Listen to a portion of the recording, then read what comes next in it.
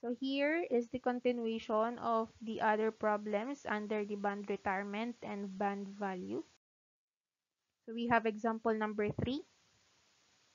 Mr. Romualdo bought a band having a face value of 1,000 pesos for 970.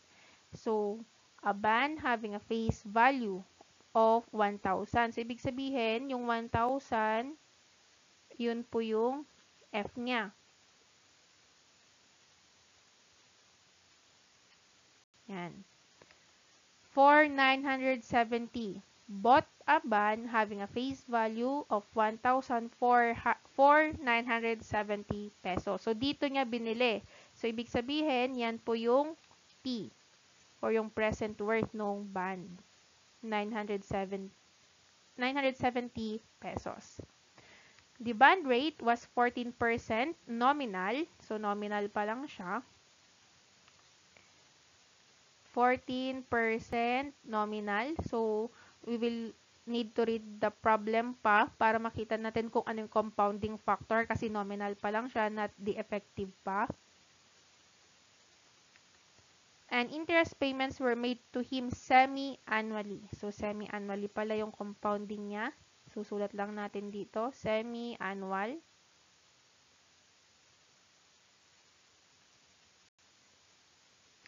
For a total of 7 years. So, yung N niya, 7 years. Pero dahil naka-semi-annual to, multiply na natin agad ng 2 para hindi natin makalimutan. So, yung total N natin should be equal to 14.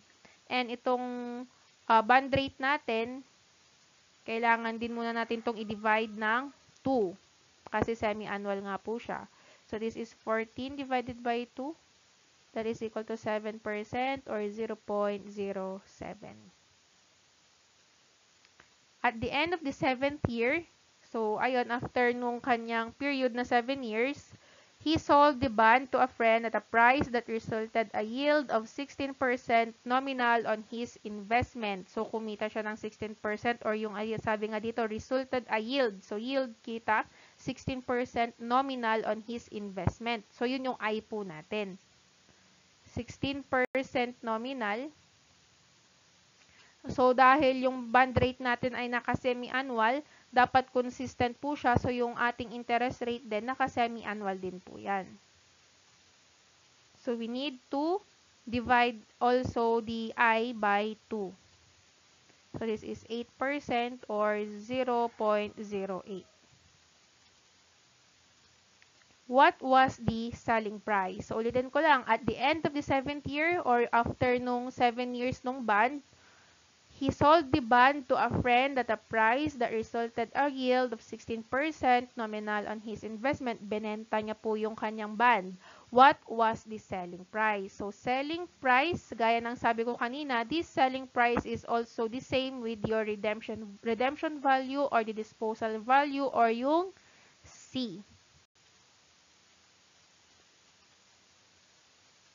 So, selling price or C.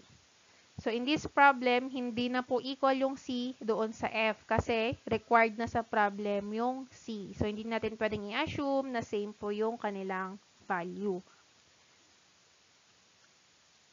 So, basically, yung gagamitin po nating formula dito is the third equation under the band value. So, we have P is equal to F times R multiplied by the uniform series present worth factor, which is 1 plus I raised to n minus 1 over I times 1 plus I raised to n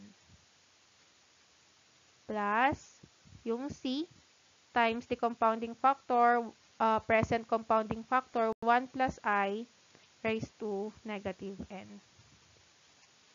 Ayan. So, yung P natin, meron po tayo niyan, which is yung 970.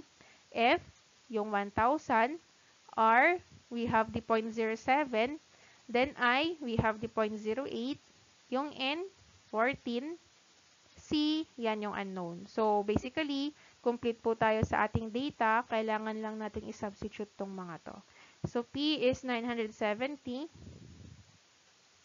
F, we have 1,000. R, 0.07. 1 plus I, so that is 1.08. Raised to N, yung 14, minus 1. Over yung I po natin, 0.08. 1 plus I ulit, so that is 1.08 raised to 14. Plus C, so yan yung unknown. Times 1 plus I ulit, so 1.08 raised to negative 14. So, pwede naman na po natin itong i-direct sa calculator. Or you can further simplify. So, ililipat mo lang tong buong terms na to dito sa kabila. Then, subtract. Tapos, divide mo by this one para makuha si C. So, after calculation, ang makukuha po nating value ng C should be equal to 1,154.03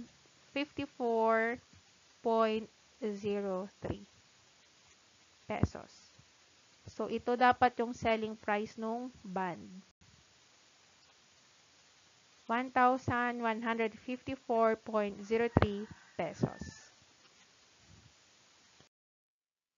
So, we have example number 4, a 1,000 bond. So, ibig sabihin yan yung face value or par value ng bond. So, that is yung F. So, 1,000 pesos will mature in 10 years. So, yun yung N po natin, 10 years. With a bond rate of 8% payable annually. So, yun yung R. 8%. Annually na siya. So, no need to divide by the compounding factor. 8%. So, this is also equal to 0.08.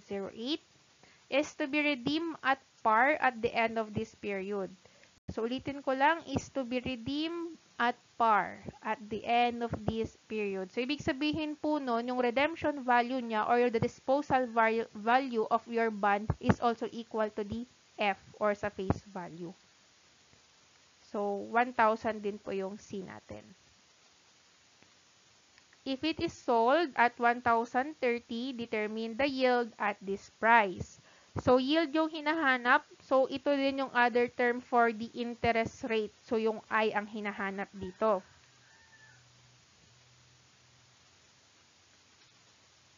Yan. Kasi kung saan ka yield meaning kita, so that is your I. So, ano ngayon itong 1,030 pesos? So, if it is sold at 1,030, determine the yield at this price. So, ibig pong sabihin, ito po is kung magkano na ibenta yung ating bond before yung redemption niya. So, if it is sold at 1,030, determine the yield at this price. So, ito yung worth niya before the redemption. So, that is your P. 1,030 pesos. So, basically, yung magagamit natin dito na equation is yung pangatlo pa rin, where P is equal to F times R times the uniform series present worth factor 1 plus I raised to N minus 1 over I times 1 plus I raised to N plus C 1 plus I raised to negative N. So, check natin. So, P, yun yung 1,030. F, 1,000. R, 0.08. I, yan yung unknown. N po natin, 10. C, also equal to 1,000. I, yan po ulit yung unknown natin. So, basically, isa lang naman yung unknown natin for this equation. So, okay na tayo sa isang equation. Substitute natin yung value. So, we have 1,030 equal to F na 1,000. R, 0.08. Then, 1 plus I, unknown pala yung I natin. So, that is 1 plus I raised to N na 10 minus 1 over I, 1 plus I raised to N plus yung C natin, 1,000 times 1 plus I raised to negative 10. Yan. So, ang unknown natin is yung I. And if mapapansin natin, nasa loob siya ng mga parentheses natin, we can simplify this. Pero ang kaya lang nating masimplify dito, yung mga constant natin na nasa labas ng parentheses. Merong manual way how to solve this, yung manual na interpolation, pero siguro sa higher years yun na lang yun sa higher years yun may tuturo sa inyo.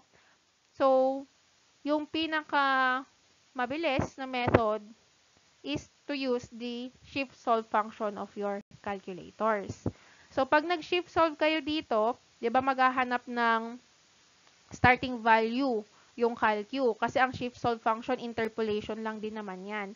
So, para hindi na lumayo at hindi masyadong matagalan, ang magandang starting value ang value ninyo dito is kung ano yung band rate ninyo, 8%. Pero yung makukuha mo kasi dito na I is yung nakadecimal, so ang ilagay nyo po dun sa value of your starting X, mag-start po kayo at 0.08 para hindi na masyadong matagal mag-interpolate yung calculator. So, kapag in-input po to sa calcu, then nag-shift solve tayo, ang makukuha nating sagot for I is 0.0756 or that is equal to 7.56%. Yan. So, ito po yung yield in this problem or the interest rate per year kasi naka-annually naman tong problem po natin.